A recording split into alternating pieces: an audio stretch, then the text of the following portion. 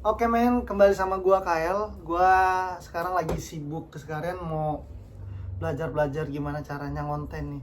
Tapi gua nggak sendiri, gua ditemenin sama rekan gua yang udah lama di sini di Jakarta. Ini cerita anak kos, mungkin podcastnya hari ini cerita anak kos. Dan gua kedatangan rekan gua nih dari Medan, dia udah lama di Jakarta. Namanya Wandri. Oi. Mana? Apa cerita?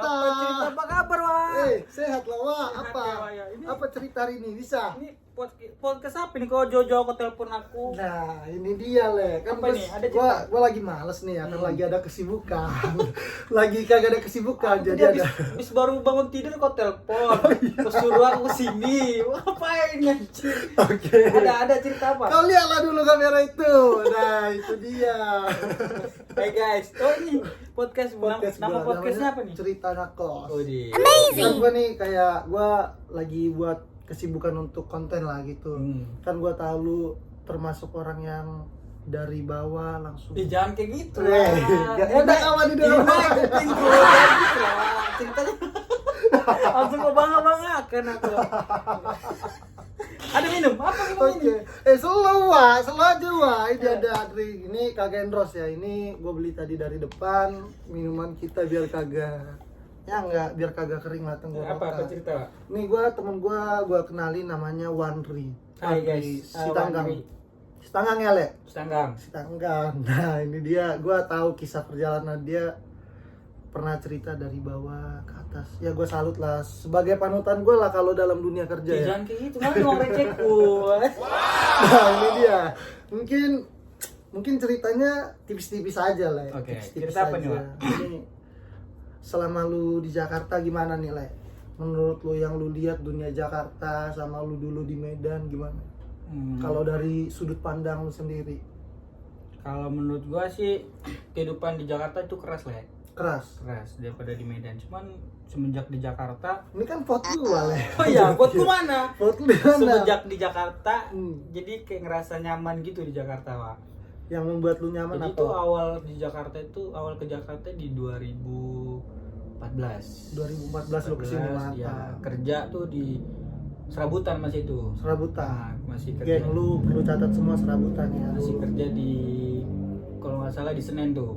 Oh, Pasar Senen. Nah, bagian Oke. bagian desainer. Tuh Oh, gaji lu bisa desainer? bisa, Wah, bisa, Oke. ngerjain kartu nama kayak spanduk gitu. Bisa. Oke. Awal tuh gaji pertama itu 400.000, Wak. Sebulan. Lu gaji pertama di Bayangin, Jakarta 400.000 sebulan hidup di Jakarta. Dulu tuh saya tinggal sama tante gua. Tante lu. Nah, Kalau inisial orang Batak, siapa tahu ada penonton kita nanti dari yang lain. Tante kalau bahasa Bataknya Inang Uda. salah lah kau, tante itu yang adiknya dari mamaku. Ya Inang Uda lama kali. Oh iya. Inang Uda.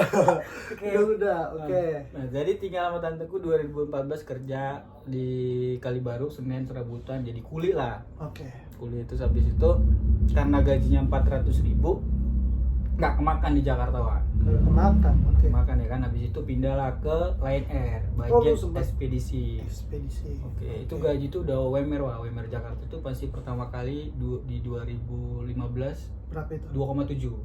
Nah, udah mulai meningkat tuh ya kan. Cuman semenjak kerja di situ gua nggak pernah pulang nih, nggak pernah pulang kampung karena nggak bisa nabung. Nggak bisa nabung. Bisa nabung karena kan gua bayar kosan.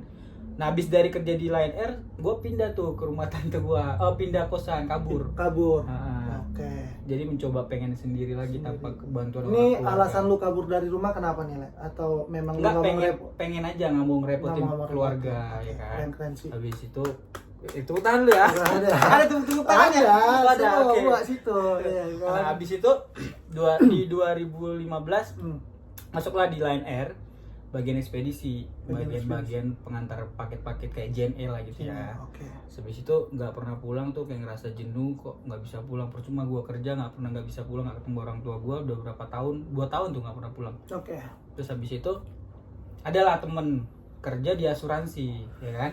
Oke, ini temen deket lu atau gimana? Temennya apa ya, temennya bilangnya temennya temen gue lagi. Gue punya teman di Line Air, dia punya teman di situ. Oke, di asuransi. Nah, Asuransinya boleh sebut merek nggak sih Le, atau gimana? Siapa tahu Asuransinya- teman-teman ada yang mau. Asuransinya yang terbaik sih menurut gue. Asuransi BNI Life. BNI Life. Oke. Oke, BNI Life. Asuransi BNI Life. Terus habis itu kayak ngerasa dia bilang sama temen gue, ayo pindah keluar dari sini kata gitu. Oke. Terus kita mau cari kerja di mana lagi, gue bilang. Ya. Kata dia, ada nih lowongan kerja di asuransi kata itu. Asuransi, ngapain kerjanya? Nelpon doang. Emang gajinya berapa? Dia sih gajinya kecil UMR, tapi komisinya 20 juta Wak. Wis. Sampai 30 juta. Berarti yang lu incer di situ komisi ya, Le? Nah, komisi. Kalau nah terus gue nggak percaya tuh. Kok bisa ngerjain, cara kerjanya gimana? Terus gue bilang kan, cara kerjanya ya teleponan doang. Masa sih gaji cuma teleponan doang dapat 20 juta?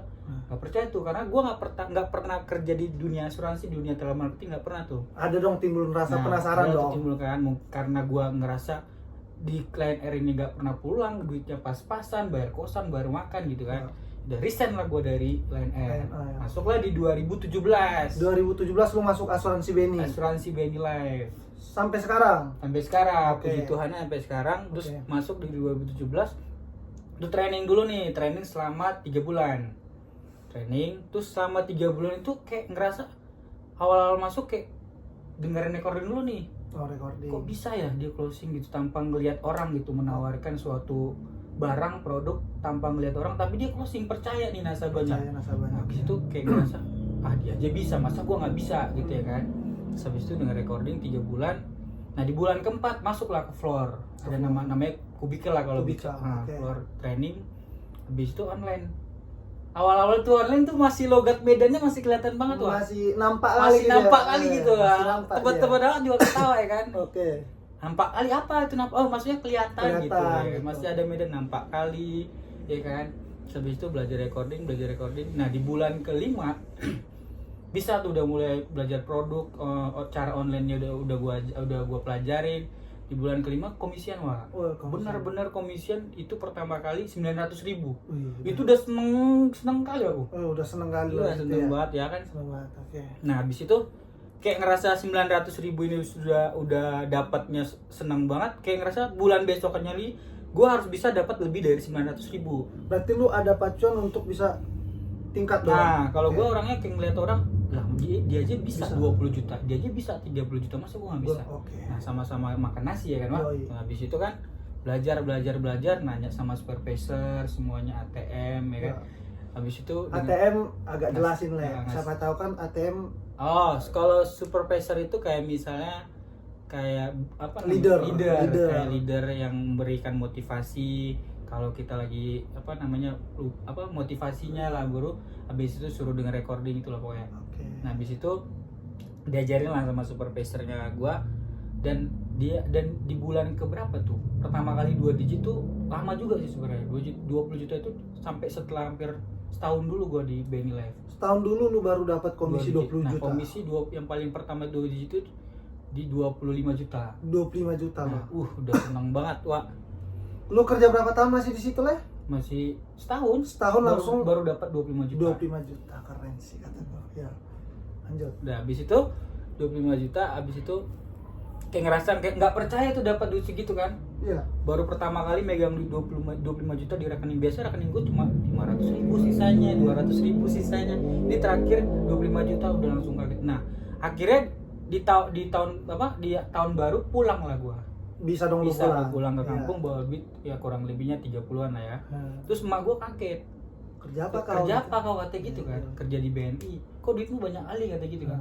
Ya kerja di BNI aku. Terus aku pertama nggak ngasih tahu tuh cara kerjanya gimana gitu Oke. kan. Pokoknya kerja di BNI, orang tua kan udah senang tuh kalau kerja. Orang tua itu kalau orang tua Medan kerja yang paling senang kalau nggak PNS di bank, Betul. ya kan? Betul banget. Nah. Betul banget. Nah, habis itu kerja di BNI, kayak nggak percaya dia duitku banyak kali kan, bawa duit 30 juta. Habis itu beli libur lah ke Danau Toba, ke mana-mana lah, pulang kampung, akhirnya bisa ngerasain pulang deh. Oke. Nah, balik lagi ke Jakarta, terus akhirnya dia bilang, sempat emakku bilangnya, aku tuh kayak merasa kerjanya nggak bener di Oh, Jakarta. kayak nggak percaya ke Nggak orang tua percaya ya. kok Oke. bisa duitnya banyak banget gitu kan. Iya. Terus akhirnya di tahun berikutnya ada rezeki lagi nih, udah maintenance tuh, udah mulai maintenance tuh komisian kadang-kadang 10, kadang-kadang 15 gitu kan. Ya kayak di tahun berikutnya kayak ngerasa ini orang tua nggak percaya banget kerjaku kayak gini kan. Ku bawa lah mereka ke Jakarta. Dan akhirnya ku ceritakan lah semuanya tentang kerjaanku dan akhirnya dia percaya. Gitu loh Pak. Wih, keren ya. Nggak keren juga, biasa aja.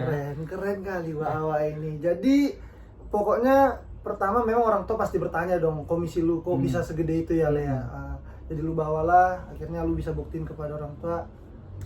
Benar kerjaan aku ini. Nggak kerja yang aneh-aneh gitu lah. Karena kan banyak memang orang yang merantau dari daerah Sumatera ataupun Medan sampai ke sini, banyak kan anak muda salah apa Le? Salah pergaulan. Karena semua kan udah terlengkapi di sini di Jakarta ini.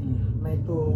Iya, semenjak di Jakarta tuh banyak banget teman-teman yang ngerasain teman-teman gue kayak ada yang teman mabukan nggak jelas, narkoba ya kan. Cuman untungnya gue nggak ke situ area. Jangan sampai lah ya. Jangan sampai lah ke situ. Ya. Paling cewek aja lah. Cewek, biasa. Kalau laki-laki mah cewek biasa sih. Tipis-tipis aja nggak apa-apa ya kan. Berarti komisi tertinggi lu pada saat itu di 15 sampai 20 juta, 25 jutaan. Kalau untuk sekarang Le, pernah nggak lu sekitar 30, 40 atau 50? Nah, kalau sekarang itu kesininya gue karena udah mempelajari semuanya dari segi nasabah, udah bisa bacain karakter nasabah, udah komisi paling gede itu 50 juta. Ih, lu pernah komisi 50 juta? Pernah, puji Tuhannya pernah 50 juta. 50 juta, cuma nelpon orang tanpa ada bukti fisik dong, betul kan? Betul. 50 juta di tahun berapa Le? Di tahun 2017 lu masuk. 2022 dia udah komisi. Itu 50 juta tuh hasilnya beli motor Le. Beli motor. Beli Vespa. Oke. Dan orang tua gue udah beli mobil. Lu beli mobil, perbaikin rumah. Keren. Anak muda sekarang kalau kayak gini ya menurut gue ya keren banget sih. Dia dari bawah serabutan, atau bisa bilang kata kasarnya nggak serabutan sih, hanya saja kayak kerja ya nggak cukup lah misalkan gitu hidup di Jakarta ya Le. Jangan banyak ngeluh. Ya percaya. Coba kasih motivasi sedikit Le buat anak-anak Medan lain kita dari Medan atau Sumatera dan daerah lainnya. Kalau kita pergi ke dunia Jakarta ataupun dari daerah kan kita memang pengen maju dong, mengangkat kita ekonomi. Kita tuh logat Medan apa ya kalau sih jangan pulang sebelum, kalau kata orang Medan tuh jangan pulang sebelum berperang gitu. Iya, ada kan lagunya? Ada. Lagu apa? Lu suka nyanyi juga nih? Iyalah. Apa lagunya? Pokoknya kalau buat kalian buat anak rantau yang dimanapun berada, jangan pernah putus asa, jangan pernah ngeluh. Apalagi kita laki-laki, tetap semangat aja, percaya Tuhan akan bantu ke kalian. Akan bantu ya Le, sulit apapun ya. Berarti banyak proses yang lu jalani. Ini singkat cerita aja mungkin ya Le, dari kisah perjalanan hidup lu, dari lu bawa sampai lu nggak bisa pulang, akhirnya Tuhan jawab semua doa lu ya Le. Itu dia. Oke. Berarti anak Medan kan kambing banteng di perantauan ya Le. Nah itu yang aku bilang. Anak Medan dua kawan, molo pergaulan boydon tak berengang, itu darah penghabisan, hai rela dua kawan, hancur demi kawan, dua kawan, horas, pohon pinang tumbuh sendiri,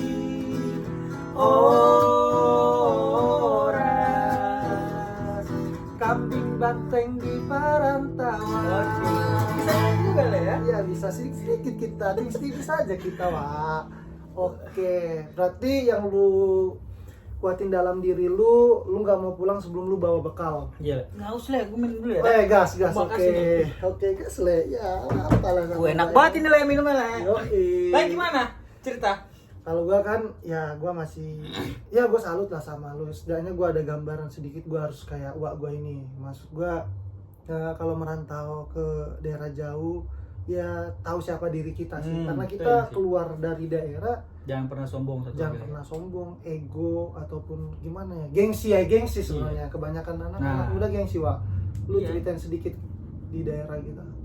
Gengsi. Kalau gua mah gimana ya, nggak mau gengsi gue terlalu biasa aja gitu, maksud gue ada yang namanya kebutuhan, ada yang gue tahu gaya itu. gitu Oke, ya. oke, gue tahu Jadi itu. gue lebih mentingin kebutuhan daripada gaya. Gaya. Jadi kayak misalnya orang-orang tuh kayak orang-orang pengen beli mobil, gue sebenarnya Nggak bisa. nggak bisa. Tapi gitu. ada yang diperlukan, ada yang utamakan. Nah, gitu. ada yang diutamakan. Kalau gue beli mobil, buat apa gitu. Iya. Kalau gue masih ada mikirin kedepannya lagi, ketika gue nanti nggak, kan yang namanya yang nama dunia, kalau dunia asuransi kan kadang-kadang bisa di atas, kadang-kadang di bawah. Nah, jadi gue mikirnya ke situ. Kenapa gue lebih mentingin kebutuhan? Karena ketika gue mikirnya ketika gue di bawah, gue siap nih. Oke, udah ada sudah bekal lu, udah ada persiapan bekal. lu. Jangan sampai ketika gue di bawah, gue nggak bawa apa-apa dari. Oke, siap. Jadi gue udah mikirkan matang-matang kayak gitu lah. Oke, keren. Itu sih sebenarnya kalau di Jakarta ini. Ya. Oke, mungkin pesan-pesan sedikit dari untuk teman-teman yang di daerah ini, nggak terkhusus untuk Sumatera aja, tapi memang kita kalau dari daerah Sumatera ya memang malu sih kalau kita pulang ke Medan ataupun pulang ke kampung nggak ada bawa apa-apa. Lebih baik kita bertahan di sini, nggak punya apa-apa, ketika kita udah ada kita baru balik ke Medan. Betul. Mungkin itu aja sih kan. Betul. Kita dari Sumatera mungkin gitu. Mungkin ya podcast hari ini ngajarin kita tentang apa sih kesimpulannya kalau menurut lu? Kalau gua ada Kesimpulannya ya itu tadi, kalau misal buat anak rantau, kesimpulannya sih jangan pernah putus asa. Oke, jangan pernah putus asa. Percaya kalau misalnya kalau kalian orang Kristen ya, percaya kalau Tuhan itu bakal selalu ada buat kalian. Oke. Jangan banyak ngeluh, jalanin aja. Yang penting banyak doa gitu. Oke. Karena di balik setiap proses pasti akan ada jawaban yang memang lu jalanin ya, Le. Karena gue di Jakarta kan nggak mungkin senang-senang aja, pasti gue udah ngerasain semuanya, pahitnya di Jakarta, nggak punya duit di Jakarta. Sempat pernah nggak ngerasain nggak makan, Le? Ngamen gue, Le. Ngamen, lu pernah ngamen? Dulu kan masih di Jakarta kan masih ada Kopaja kan. Kopaja Metro Mini, Kopaja Pasar Minggu, Biang Lala. Itu pernah gue satu kosan sama teman gue orang Batak, Marga Siregar. Oke. Jadi gue kayak kita berdua tuh nggak ada uang, Le. Oke. Nggak ada uang, mau makan juga bingung kan. Terus ada gitar di sebenarnya, orang Batak kan nyanyi, pintar main gitar kan, pintar nyanyi kan. Dan si Regar ini bisa main gitar. Oke. Ya, terus ada kepikiran tuh si Regar ini, gimana nih kita mau makan apa? Ya udahlah apa aja. Terus ngapain, cari duitnya gimana? Terus ngamen lah kita, ngamen di Kopaja, di Pancoran. Di Pancoran. Nah, tapi ada suatu kejadian ketika kita ngamen, kita dipalak sama preman-preman situ, anak-anak situ. situ. Karena kita nggak ada izinnya kan. Okay. Karena kita main-main nekat-nekat aja, dan akhirnya kita minta maaf juga sama mereka. Kita kemarin tuh dapat ngamen tuh sehari itu dapat berapa? 100.000 kalau nggak salah. Dan kasih uang 20.000, dan akhirnya kita bisa makan sehari itu untuk gara-gara ngamen. Gara-gara ngamen. Karena gue udah ngerasain semuanya di Jakarta, hidup Jakarta tuh kayak misalnya pahitnya ngamen gak ada duitnya. Walaupun tante gue ada di sini, gue nggak pernah minta uangnya dia, Le. Betul. Karena kita seorang laki-laki itu jangan minta sama saudara, karena dianggap namanya saudara ya, Le. Ya, paham. Pasti mereka tuh mikirnya kecil gitu. Oke. Ngapain sih lo gitu? Pasti sampai itu nanti di kampung diceritain lagi. Mendingan kita diam-diam aja, dan mereka juga nggak tahu kalau kita nggak makan. Kita yang tetap berusaha, Le. Nah, ini yang gue suka dari kita Medan ataupun daerah Batak sana. Ketika bukannya apa, memang kita ada saudara di sini, tapi kalau kita ngadu sama saudara, takutnya ataupun kita nggak mau, dulu dianya bantunya kayak gini, kayak balas budi gitu. Iya, dia kayak gininya dulu, bareng sama akunya dulu, dia pun naik gara-gara akunya. Mungkin kita kayak menghilangkan itu biar nggak ada kata-kata kayak gitu. Makanya lu jadi kayak narik diri sendiri aja gitu ya. Oke, mungkin dari gua itu aja sih podcastnya. Mungkin ya gua bersyukur sih punya rekan kayak lu, Le, punya saudara Batak kayak lu ataupun teman seperjuangan di sini. Jadi ketika apapun yang lu jalanin, lu yakin aja. Pertama yakin ya, Le, percaya ya.